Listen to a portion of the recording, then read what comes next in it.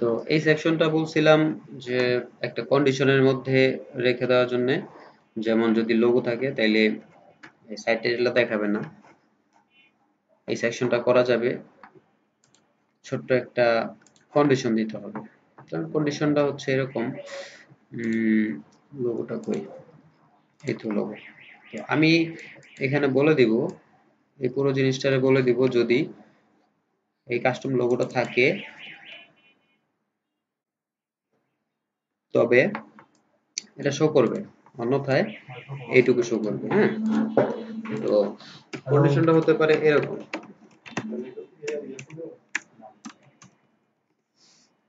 if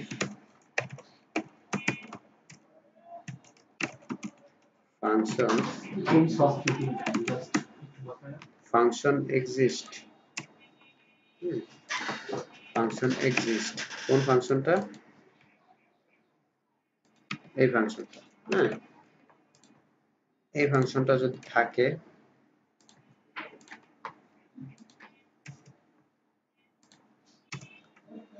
এবং যদি এই ফাংশনটা থাকে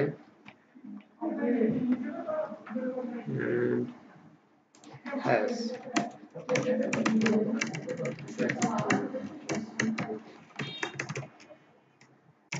কাস্টম লোগো, সম্ভবত এইভাবেই লিখে, ফাংশনে যদি ফাংশনে এটা থাকে এবং হ্যাজ কাস্টম লোগো, মানে ফাংশনটা যদি এখানে ডিফাইন করা থাকে এবং হচ্ছে কাস্টম লোগোটা যদি সেট করা থাকে, সেটা হচ্ছে এইটা, তাইলে শো হবে এই পর্যন্ত। অন্যথায় শো হবে এটা। শেষ, বুঝে গেছে বিষয়টা?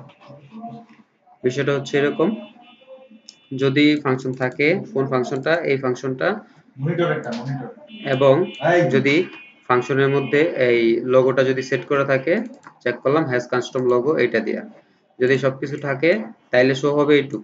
এইটুক মানে হচ্ছে এই ক্লাসটা ধরে এই কাস্টম লোগোটা শো হবে। আর যদি না থাকে এলস, তবে শো হবে এটা। ছোট্ট একটা এরর খাইতে পারি, দেখি কি হয়।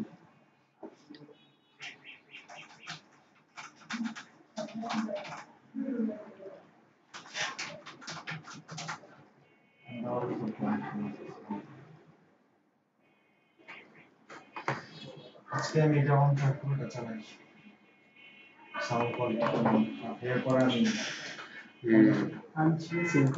use of undefined constant has custom logo, assume has custom logo, this will define error in future version of PHP,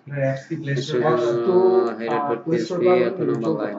আচ্ছা, ছোট্ট একটা এরর আসছে, এররটা হচ্ছে কেন has custom logo, আমার নাম্বারটা অফ করে দেওয়াতে ফাংশন এক্সিস্ট, আমি একটু দেখে নিই। ওহ, হ্যাজ কাস্টম লোগো একটা ফাংশন, তো ফাংশনটা ডিফাইন করে দিতে হবে, ফাংশনের মতো করে একটা প্যারান্থেসিস দিতে হবে।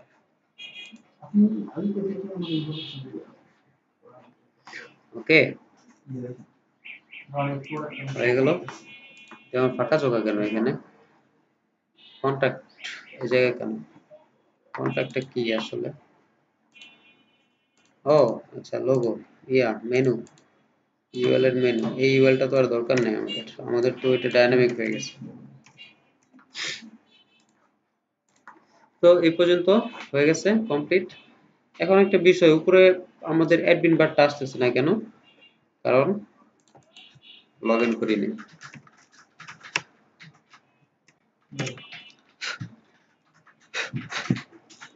ফোন নম্বরটা দিতে হবে, আমার ফোন নম্বরটা তো অফ চাই, জন্য এগেইন বাংলাদেশ কি জানা দিছিলাম, ক্রেডেনশিয়াল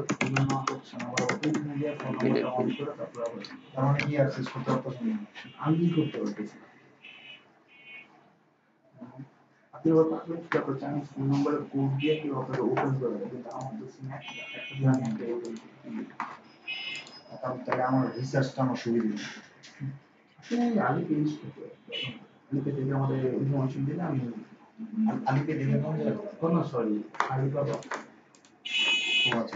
ঠিক আছে। এখন আমাদের হোম পেজের মধ্যে তো থাকবে হোমের কন্টেন্ট এবং বাদ বাকিগুলা অন্য জায়গায় অন্য পেজে থাকবে।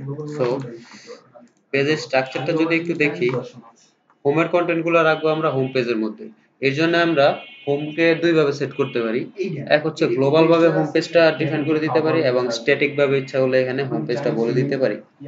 দুই ভাবে করতে পারি। যেহেতু সামনে আমরা এলিমেন্টর দিয়ে কাজ করব, সো আশা করতেছি আমরা এই স্ট্যাটিক ভাবে কিছু না করি, ডাইনামিক্যালি সবকিছু করব।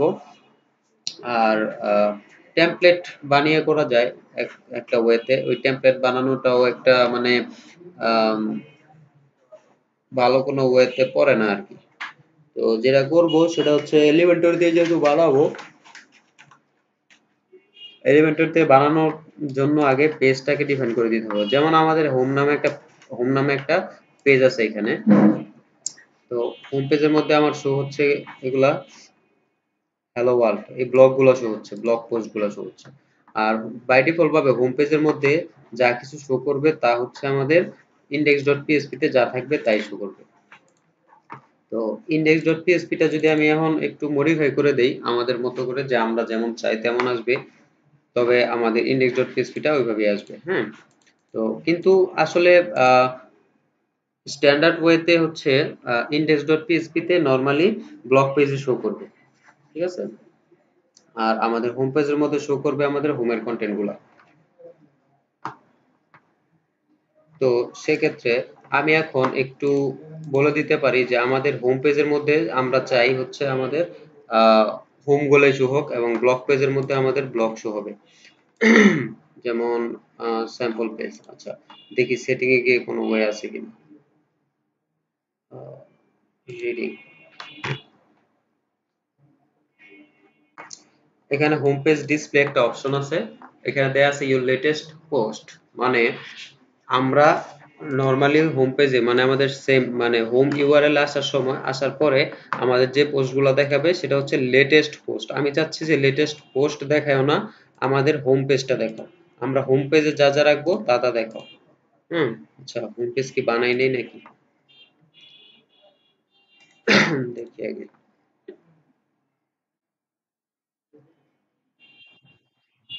আচ্ছা, ওইটা মনে হয় কাস্টম লিংক দিছিলাম। আচ্ছা, একটা হোম পেজ ক্রিয়েট করি। পেজে গিয়ে অল পেজে গিয়ে আমি অ্যাড নিউতে ক্লিক করলাম পেজ বানানোর জন্য।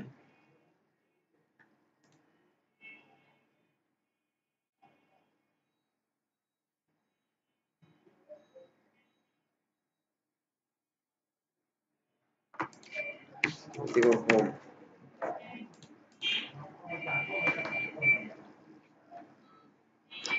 ওকে, হোম ইজ লাইভ। রিলোড দেই। আচ্ছা, এখন বলে দিলাম স্ট্যাটিক পেজ শো করো হচ্ছে হোম পেজের মধ্যে হোম পেজটা শো হবে। পোস্ট পেজের মধ্যে আপাতত পোস্টের কোনো পেজ বানায় নেই, আপাতত এরই থাক। সেভ। তারপরে সেভ হওয়ার পরে যেটা করব, এখন যদি আমি এখানে রিলোড দিই দেখবেন আমাদের এই ভিউটা চেঞ্জ হয়ে গেছে। এখানে হোম চলে আসছে, এবং হোমের পরে যা যা আছে এই যে নিচে এগুলো হচ্ছে আমাদের সাইড বার। সাইড বার গুলো চলে আসছে। এগুলো কেন আসছে বলতেছি এখন। তো হোমের মধ্যে থাকবে আমাদের HTML এর মতো যে স্ট্রাকচারটা, ওই স্ট্রাকচারটা থাকবে। এবং মেনুতে যেহেতু এটা কাস্টম লিংক, সো কাস্টম লিংকটা আমি চেঞ্জ করে আমাদের হোম পেজটা দিয়ে দিচ্ছি মেনুর মধ্যে। এখানে কাস্টম লিংক, এটা কাস্টম লিংকটা আমি রিমুভ দিয়ে দিলাম এবং হোম পেজটা আমি এখানে অ্যাড করে দিলাম।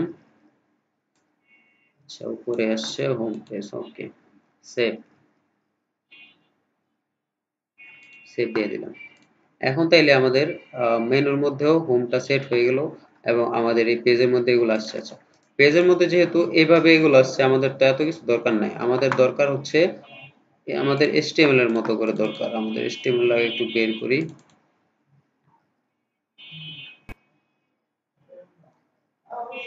আচ্ছা, এরকম আসবে আমাদের স্টাইলটা।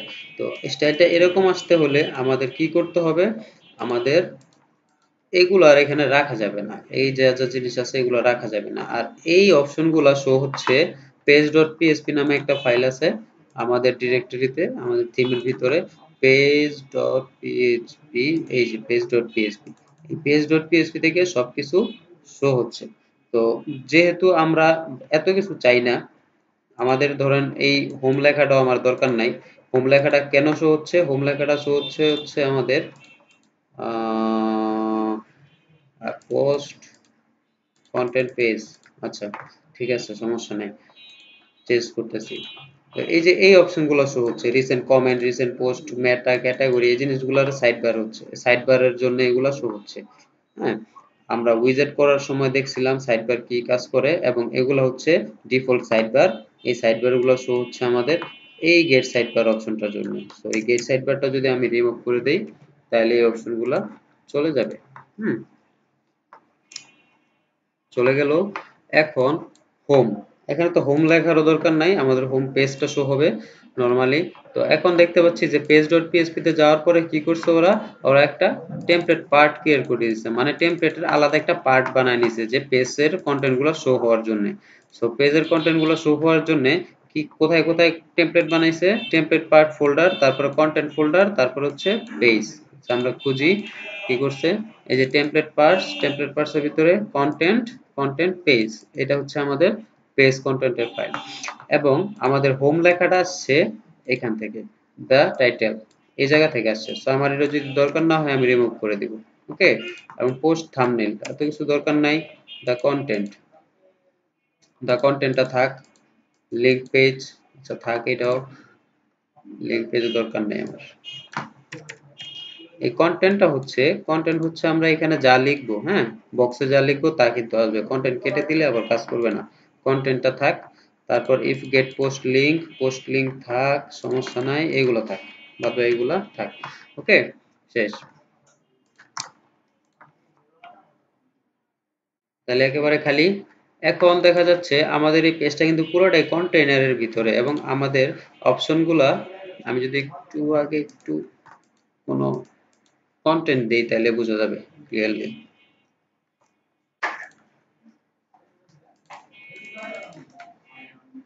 কন্টেন্ট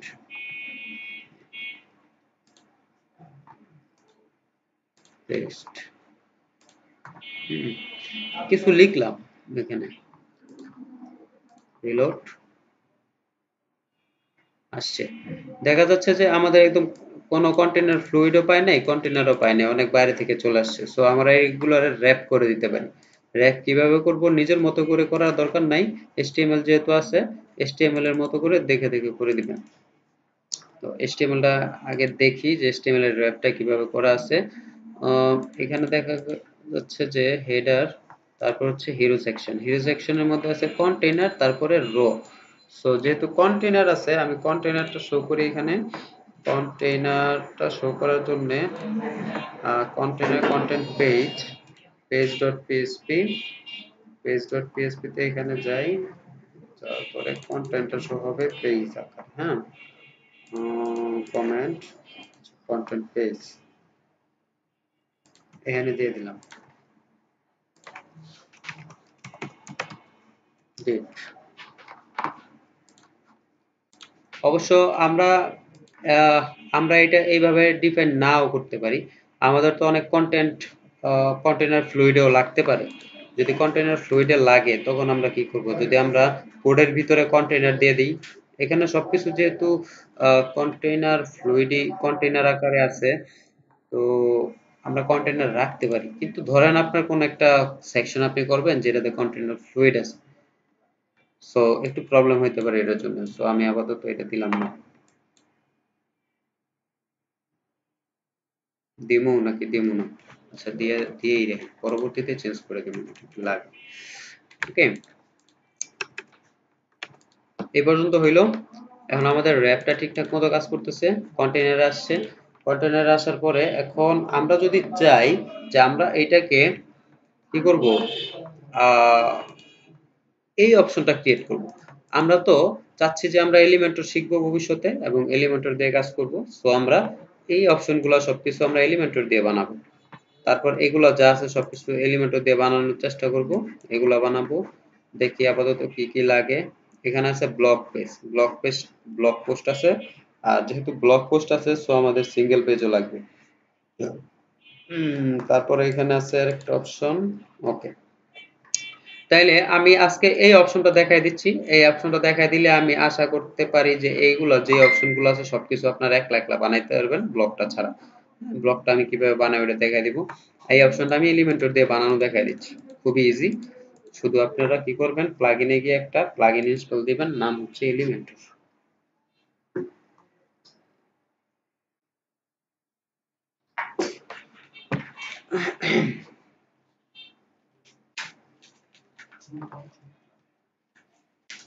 আনএক্সপেক্টেড জোর। আরে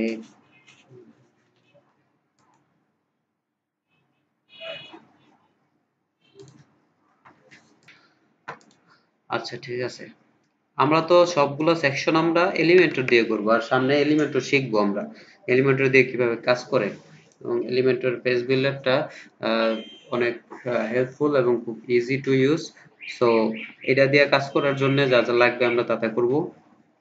এবং এই হোম পেজটা এলিমেন্টর দিয়ে আমরা বানাবো। সো এই হোম পেজটা বানানোর জন্য প্রথমে এই সেকশনটা আমি আগে বানাই। এখন বানানোর পরে আর নিচে যে সেকশনগুলো আছে এগুলো দেখলে আপনারাই পারবেন, না পারলে আমি আছি।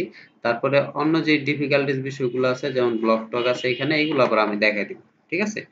তো প্রথম একটা সেকশন আমি দেখাই দিচ্ছি, একদম প্রথম সেকশনটা কিভাবে বানাইতে হবে। তার জন্য আমাদের এলিমেন্টর নামের প্লাগইনটা ইনস্টল দিতে হবে। তো প্লাগইনের অ্যাড নিউ প্লাগইনে গিয়ে আমি এখানে লিখলাম এলিমেন্টর। তাহলে আমাদের একটা এলিমেন্টর প্লাগইন আসবে, ওই প্লাগইনটা আমরা ইনস্টল দিয়ে অ্যাক্টিভ করব। অ্যাক্টিভ করার পরে এই পেজের মধ্যে এলিমেন্টরের সাপোর্টটা দিয়ে দিব, তবে আমরা এলিমেন্টর দিয়ে এই পেজটাকে এডিট করতে পারবো।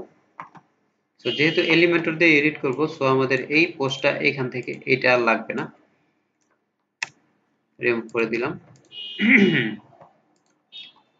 আমরা সবকিছু কি করব, এলিমেন্টর দিয়েই করব। সো এলিমেন্টর পেজ বিল্ডার, এটা হচ্ছে এলিমেন্টর পেজ বিল্ডারের চেহারা। সো এইখানে আমরা ইনস্টল বাটনে ক্লিক করে ইনস্টলটা দিয়ে দিব এবং ইনস্টল হয়ে গেলে পরে অ্যাক্টিভ করে নিব। তারপরে আমাদের ইনস্টলেশনের ঝামেলা শেষ।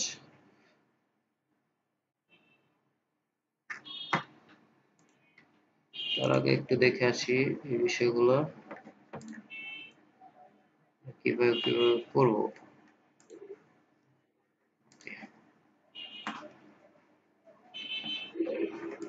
খুবই সুন্দর।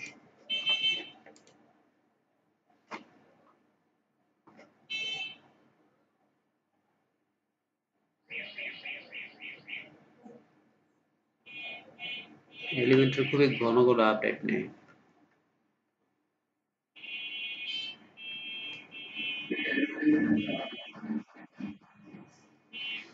হ্যাঁ, ভারী প্লাস। যেমন এই যে এটা 16 ঘন্টা আগে আপডেট করছে, কালকে দেখবেন আবার আপডেট করছে, পরশুদিন আবার আপডেট করে, মানে নতুন নতুন ফিচার অ্যাড করে আর আপডেট করে। ওদের ওদের রিচ দেখছেন? 5,500 লোক 5 স্টার রেটিং দিছে। কত ভালো প্লাগইন এটা, 5 মিলিয়ন প্লাস ইনস্টল, খুবই ভালো। আচ্ছা আমার তো একটা থা- হ্যাঁ, আমার একটা ডাউনলোড কপি থাকার কথা। এলিমেন্টর, আচ্ছা এলিমেন্টর নেই। এলিমেন্টর আমার কাছে একটা আছে, আমরা এখান থেকে ডাউনলোড না দিয়া ইনস্টল না দিয়ে আমি আপলোড করে দিই। হ্যাঁ, তাহলে সময় বাঁচবে আমাদের, যদি আগের ভার্সন সমস্যা নেই।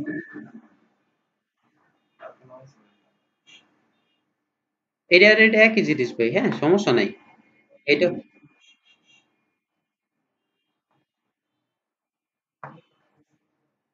এটাতে ইনস্টল হয়নি এখনো, দেখি কি হয়। ওইটাও ফ্রি প্লাগইন, এটাও আপনার ওয়ার্ডপ্রেস ডিরেক্টরির ফাইলই। আমি এর আগে দিয়ে রাখছিলাম আর কি, মানে ডাউনলোড করে রাখছিলাম যে নেটের সমস্যার কারণে। কারণ এই জিনিসটা লোকাল হোস্টে ইনস্টল হতে অনেক সময় লাগে আমার পিসিতে, এই জন্য আমি ডাউনলোড করে রাখছি। এই 2.9.1 ভার্সন আর কি এটা।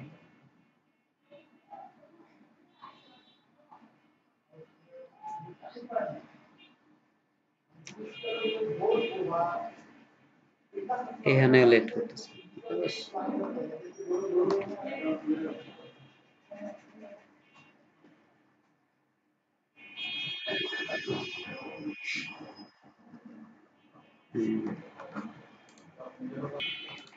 তো এলিমেন্টর ইনস্টল দিয়ে যখন আপনারা অ্যাক্টিভেট করবেন তখন ওদের একটু ফর্মালিটি আছে, এই ফর্মালিটি গুলো ইচ্ছা করে দেখে নিতে পারেন কেমনে কেমনে স্টার্ট করবে। হ্যাঁ, আপনারা ওয়েলকাম জানাবে। সো আমরা এত কিছু যাচ্ছি না। তো আমরা ডিরেক্টলি আমরা যেহেতু হোম পেজটা এখন এডিট করব, হোম পেজটাতে এলিমেন্টর ইউজ করব। সো আমরা এখান থেকে নরমালি পেজে যাই, অল পেজে গেলাম, তারপর এখানে হোমটা এডিট করলাম।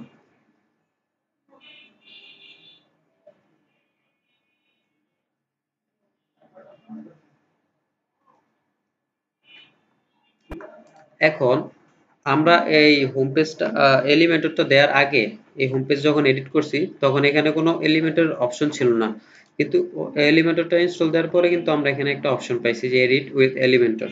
সো যখন আমরা এখানে ক্লিক করে দিব যে এই এডিট উইথ এলিমেন্টর, তখন এই পেজটা কি হবে, এলিমেন্টরে কনভার্ট হয়ে যাবে, মানে এলিমেন্টরে এডিট করার জন্য সে রেডি হয়ে যাবে আর কি। ঠিক আছে, তখনই আমরা এই পেজটাকে এলিমেন্টর দিয়ে এডিট করতে পারবো। আরেকটা জিনিস মাথায় রাখবেন, আপনাদের যে পেজটাই আপনারা এডিট করতে চান, দ্য কন্টেন্ট যদি আপনাদের কোডের মধ্যে না থাকে তবে কিন্তু এলিমেন্টরটা সাপোর্ট করবে না।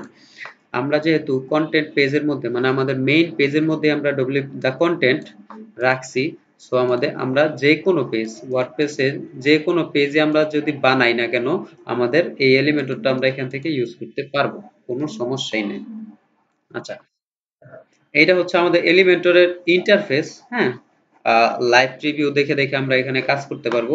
এলিমেন্টরের এখানে অনেকগুলো মানে প্রি বিল্ট উইজেট আছে, যেমন ইন্টারসেকশন, হেডিং, ইমেজ, টেক্সট, যা যা লাগে আমরা এখান থেকে ইউজ করতে পারবো। আর এগুলো হচ্ছে প্রো ফিচার। প্রো ফিচার হচ্ছে আমাদের পেইড ভার্সনটা লাগবে। সো আপাতত এটারে দেখতেছি না, আমরা ফ্রি দিয়ে আপাতত কাজ করতেছি। এবং জেনারেলের মধ্যে অনেকগুলো অপশন আছে, যে অপশনগুলো আমরা একটা একটা করে ইউজ করতে পারবো। হ্যাঁ, সাইটের মধ্যে এগুলো হচ্ছে পেইড ভার্সনের, তারপর ই-কমার্সের গুলো পেইড ভার্সন। হ্যাঁ, ওয়ার্ডপ্রেসের ভিতরে হচ্ছে আমাদের ওয়ার্ডপ্রেসে যে ডিফল্ট উইজেট গুলো ছিল, ওই ডিফল্ট উইজেট গুলো এখানে আছে। ওকে, তো এখানে সার্চ দিয়ে দিয়েও এই উইজেট গুলো বের করা যায়। এবং আমি বেসিক্যালি এই জিনিসটা যদি বানাইতে চাই, ডিফল্ট ভাবে দেখাচ্ছি, এই জিনিসটা যদি বানাই, তাহলে ইমাজিন করেন এখানে পুরোটা একটা রো এর মধ্যে দুইটা কলাম, এটা একটা কলাম আর ইমেজটা হচ্ছে আর একটা কলাম। সো আমার দুইটা কলাম লাগবে। সো আমি যদি এখানে প্লাস বাটনে ক্লিক করি, এই যে এই অপশনটাতে ক্লিক করি, মানে দুইটা কলাম দেখা যাচ্ছে। আমি ক্লিক করলে কিন্তু দুইটা কলাম আমার এখানে হয়ে গেছে, অ্যাড হয়ে গেছে। ওকে, আর এইটা যখন আমরা ইউজ করলাম, এই ব্লকটা যখন আমরা ইউজ করলাম, এই ব্লকটা যখন আমরা মানে সিলেক্ট করলাম, সিলেক্ট করার পরে এই পাশে দেখা যাচ্ছে যে ব্লকের যে অপশন আছে ওই অপশনগুলো চলে আসছে, লেআউট, স্টাইল, অ্যাডভান্স। হ্যাঁ, এগুলো আস্তে আস্তে আমরা দেখবো কোনটার কি কাজ। তো যেহেতু আমরা এখানে একটা ইমেজ ইউজ করব আগে, সো ইমেজ ব্লকটা আমরা এখান থেকে নিতে পারি। আর অন্য ব্লক থেকে মানে অন্য স্টাইল থেকে, এই অন্য সেটিং থেকে মেইন সেটিং এ যাওয়ার জন্য, মানে মেইন পেজটাতে যাওয়ার জন্য আমরা এখানে ক্লিক করবেন। এখানে ক্লিক করলে আবার ওই জায়গায় চলে আসবেন, আগের জায়গায়। এবং আমরা যেহেতু এখানে একটা ইমেজ ইউজ করব, সো ইমেজ নামে একটা উইজেট আছে অলরেডি, এটার আমি টিপ দিয়ে ধরে মানে ড্র্যাগ এন্ড ড্রপ করলাম আর কি। ঠিক আছে, ড্র্যাগ এন্ড ড্রপ করার পর এখানে ইমেজের একটা অপশন চলে আসছে। এখন এইখান থেকে আমরা ইমেজটাকে চুজ করে দিতে পারবো। সো এই ইমেজটা আমি আগে বের করি, কোথায় আছে, আইএমজি, কোনটা, এটা। আচ্ছা, এই ইমেজটা এখন আমরা দিয়ে দিই এখানে। সো এখানে আমরা ইমেজটারে আপলোড করে দিই,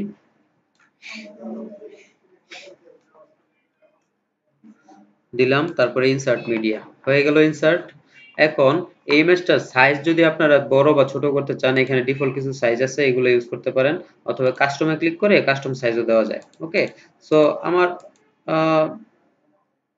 ফুল এডি থাক, ফুল আপাতত। তারপর অ্যালাইনমেন্ট ডান বাম লেফট, হ্যাঁ, মাঝখানে চাইলে দিতে পারেন। এই ইমেজে যদি লিংক দিতে চান তাহলে লিংকও দেওয়া যায়। সো আমাদের যেহেতু HTML এত কিছু নাই, সো আপাতত দিলাম না এত কিছু। স্টাইলেও অনেক কিছু আছে, উইড হাইট চেঞ্জ করা যায়, অ্যাডভান্সে চেঞ্জ করা যায়। সো এত সামনে যাই না, আমরা এগুলো আগে বানাই।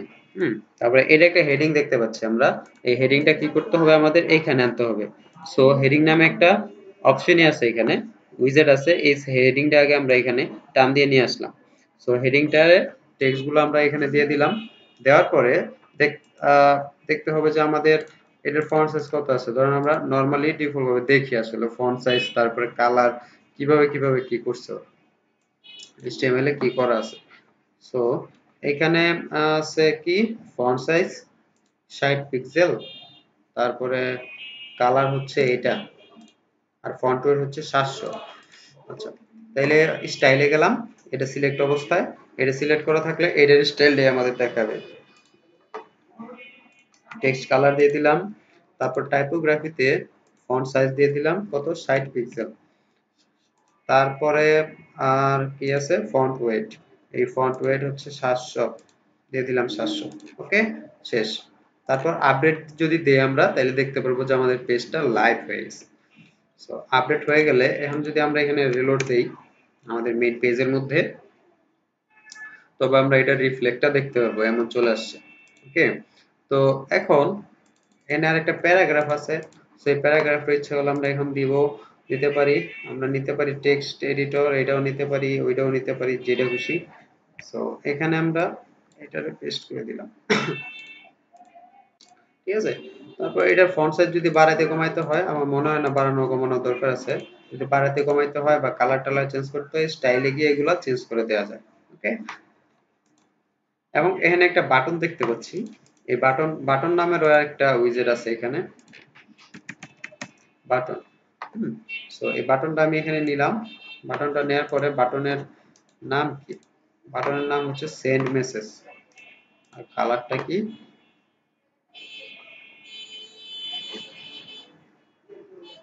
কালারটা হচ্ছে এটা, প্যাডিং হচ্ছে 15 আর 20। তবে সেন্ড মেসেজ বাটনের নাম দিয়ে দিলাম সেন্ড মেসেজ, সেন্ড মেসেজ দিয়ে দিলাম। তারপরে বাটনের স্টাইলে যাই, বাটনের স্টাইলে যাওয়ার পরে বাটনের ব্যাকগ্রাউন্ড কালার দিয়ে দিই হচ্ছে আমাদের এই কালারটা, আর টেক্সট কালারটা মনে হয় কালোই, আপাতত দিলাম কালো, কালোই দিলাম। এবং টাইপোগ্রাফিতে ইচ্ছা করলে আমরা এটারে ফন্ট ওয়েটটা কমাই দিতে পারি ওইটার মতো করে। পাতলা হয়ে গেছে এখন। তারপর যদি আমাদের আরো প্যাডিং টেডিং লাগে, প্যাডিং টেডিং যদি লাগে আমরা ইচ্ছা করলে এখান থেকে প্যাডিং দিয়ে দিতে পারবো। তো আমার মনে হচ্ছে যে এখন পর্যন্ত ঠিক আছে, কোনো চেঞ্জ দরকার নেই। তারপর যেহেতু এটা বাটন, বাটনের তো অবশ্যই একটা লিংক লাগে। তো বাটনের যদি লিংক চান তাহলে আবার কন্টেন্টে যাবেন, এই লিংকে এখানে ইচ্ছা হলে যে কোনো একটা লিংক দিয়ে দিতে পারেন। তো আমি একটা দিয়ে দিই।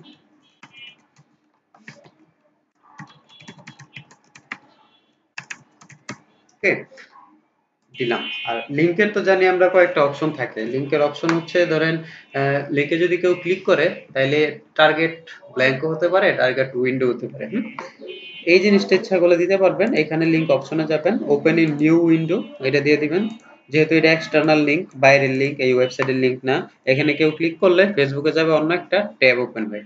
সো এগুলো, এটা হচ্ছে বেস্ট প্র্যাকটিস। হ্যাঁ, আর যদি চান যে আপনার ওয়েবসাইটের কোনো লিংক দিবেন এখানে, তাইলে এই ওপেন উইন্ডো নিউ উইন্ডো দেওয়ার দরকার নাই, কারণ আপনার ওয়েবসাইটে ভিজিটর আছে, নতুন উইন্ডো আর খুলবে না। ওকে, তো এই পর্যন্ত গেলাম। এখন যদি রিলোড দেই তাহলে দেখি কেমন আসে আমাদের ভিউটা, ভিউটা আমাদের এরকম আসছে। তারপর এটার সাথে কম্পেয়ার করবেন, কম্পেয়ার করে দেখবেন যে আসলে আর কি কি করা যায়, যদি একটু প্যাডিং ট্যাডিং দিতে হয় তাহলে দিতে পারবেন, আর যদি মার্জিন টার্জিন লাগে তাও দেওয়া যাবে, কালার টালার সবই দেওয়া যাবে, একদম সেম টু সেম এটার মতো বানানো যাবে। আরেকটু কাজ আছে, যেমন হচ্ছে একটু রেসপন্সিভটা চেক করা উচিত, যে রেসপন্সিভ মোবাইল ডিভাইসে আসলে কেমন দেখায়। মোবাইল ডিভাইসে আসলে আমাদের দেখাচ্ছে এরকম, এই ডিভাইসটা, এটা লেখাটা একটু আছে এরকম, এটা আছে এরকম, এটা আছে এরকম। ওকে, এখন যদি মনে হয় আপনার যে এই লেখাটা মোবাইল ডিভাইসে অনেক বড় দেখাচ্ছে, তাহলে ছোট করে দিতে পারবেন। কিভাবে, ফন্ট সাইজে যাবেন, টাইপোগ্রাফি, এখানে একটা অপশন আছে দেখবেন। আমি যেহেতু এখন মোবাইল ডিভাইসে আছি, সো মোবাইল ডিভাইসে সে অটোমেটিক্যালি ডিভাইসটা মোবাইল নিয়ে নিছে। হ্যাঁ, আর বাই ডিফল্ট ভাবে থাকে ডেস্কটপ ডিভাইস। আপনারা এখানে মোবাইল ডিভাইসটা সেট করে, মোবাইল ডিভাইসটা দিয়ে এখানে আপনারা মোবাইলের ডিভাইসের সাইজটা দিয়ে দিবেন। ধরুন আমি দিলাম 40। ওকে, 40। তো এখন মোটামুটি আর একটু ভালো লাগতেছে দেখতে আপলোড। তারপর যখন আবার ডেস্কটপ ডিভাইসে চলে যাবেন, ডেস্কটপেরটা থাকবে, মোবাইল ডিভাইসে আসলে মোবাইলের ছোট হয়ে যাবে সাইজটা। তো এইভাবে আসলে ডেস্কটপের এবং এই মোবাইল ডিভাইসের রেসপন্সিভটাও করা যায় এখানে। ওকে, আর হচ্ছে আমাদের এইখানকার গ্যাপটা মনে হয় একটু বেশি, এই গ্যাপগুলো চেঞ্জ করে দেব, সমস্যা নেই। আচ্ছা, আর আমাদের টাইমও শর্ট হয়ে গেছে। তো এই পর্যন্ত আমি রাখলাম, আজকে বেশি প্রেসার দিলাম না। আর হচ্ছে হোমওয়ার্ক যেটা দিয়ে দিব, বাসায় যেটা করবেন, এটা আমি দেখাই দিব কিভাবে করতে হয়। এই জিনিসটা আপনারা করবেন। এটা হচ্ছে লোগো শোকেস, হ্যাঁ, লোগোগুলো আসবে এখানে, স্লাইডারও দিতে পারেন, সুন্দর করতে পারেন যেভাবে খুশি। আর এটা যদি হোবার না পারেন আমি দেখাই দিব না, এই জিনিসটা পারবেন এবং এই অপশনটা পারবেন, এই অপশনটাও পারবেন এবং এই যে এই লেখাটুকু পারবেন। এই লেখাগুলো আপনারা এই ইয়েতে করবেন, এই এলিমেন্টর দিয়া সাজায় সাজায় তারপর আস্তে আস্তে করবেন। ওকে, ভিডিও অফ করলাম এখন।